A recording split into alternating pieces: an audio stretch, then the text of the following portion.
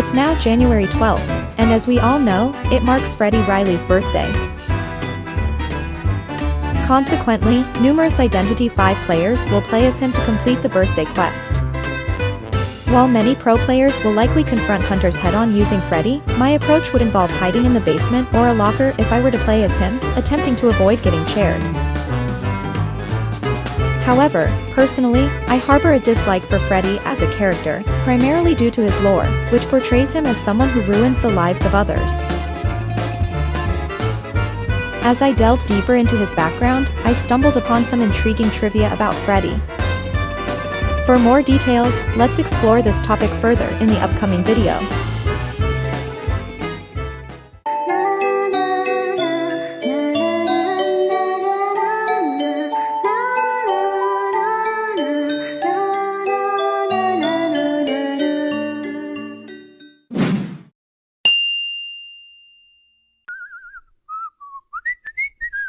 Say goodnight, motherfucker! Not widely known, Freddy was initially susceptible to terror shocks during his early gameplay phases. His external trait, Heartless, was not integrated into his abilities until April 30th, 2020, despite Freddy's introduction to the game on July 5th, 2018. Furthermore, he possessed a trait named a Charm, which has since been removed from his abilities. The details of this trait indicated: the lawyer possesses a silver tongue, convincing all team members that he will ultimately rescue them. All members' resistance on the rocket chair increases by 5%. Simultaneously, survivors within an 8-meter radius of him feel inspired, gaining a 10% boost to repair, healing, and destruction speed. This particular trait was subsequently replaced by the implementation of Heartless.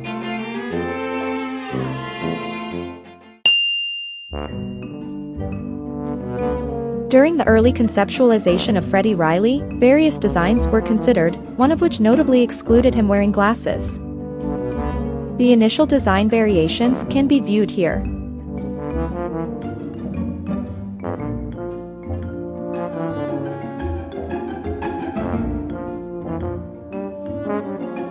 However, NetEase eventually settled on his current default design, recognized by his attire.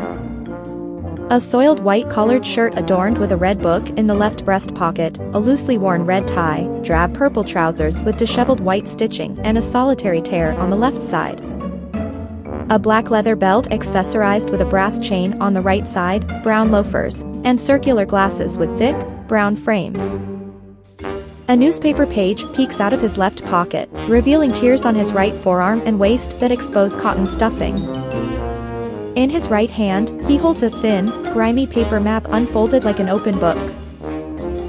Freddy is a default character, obtainable to players upon completing the game introduction.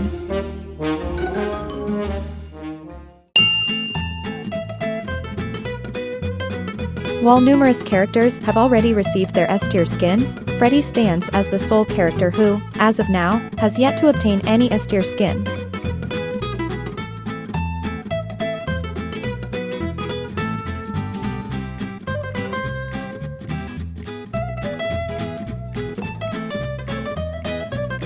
Ironically, this circumstance contrasts with the fact that Freddy was among the initial survivors introduced in the game.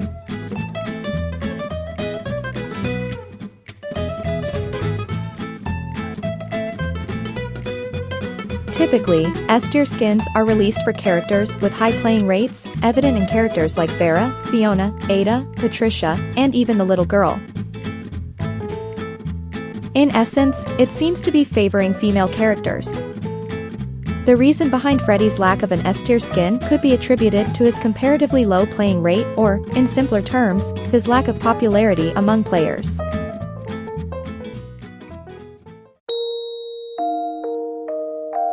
As highlighted in the video's early segment, Freddy is portrayed as a malevolent character within the game, essentially an authentic antagonist, a deceitful individual, or simply put, an outright unpleasant figure. This depiction of him as an evil survivor finds its basis in his backstory. Originally a lawyer specializing in financial advisement for business proprietors, Freddy adopted the guise of a dependable and diligent man to attract potential clients. His path to profit led him to form a connection with Leo Beck, the owner of a textile factory. Upon meeting Leo's wife, Martha, Freddy developed a conviction that they were destined to be together. Secretly, he began courting Martha through love letters while outwardly cultivating not just a business relationship but also a friendship with Leo. Freddy's bond with Leo grew strong enough for him to receive an invitation to their daughter Lisa Beck's birthday celebration. However, driven by his desire to achieve his goals, Freddy manipulated Leo into investing in the Minerva Arms factory, plunging the man into insurmountable debt and causing irreparable damage to his marriage. A dispute regarding the factory ultimately led Martha to abandon Leo and be with Freddy, while Lisa was left in an orphanage.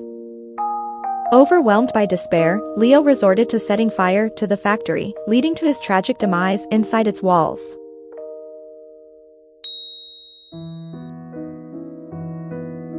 Freddy, believing he had finally secured his desires upon marrying Martha, soon realized that his ideal life was short-lived.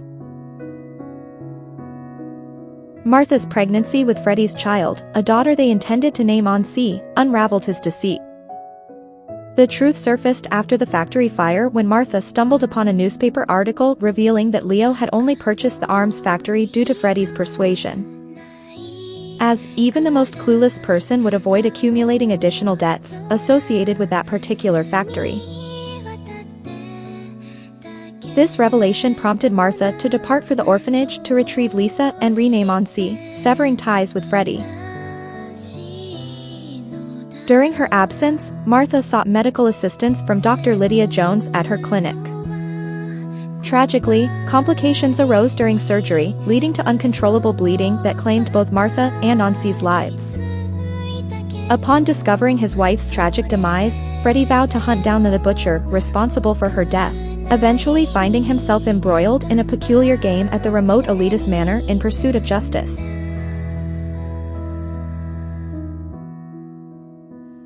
His fate in the Manor Games holds a lengthy tale, but to summarize, Freddy faced his karmic reckoning within the deathly game, meeting his demise therein. This solidifies his status as a thoroughly villain, meeting a tragic yet, to some, a fitting end. This outcome is a significant reason why many harbor disdain for Freddy, potentially contributing to his lower playing rate in the game. What do you think about this? Share your thoughts in the comments below. Thank you for tuning in.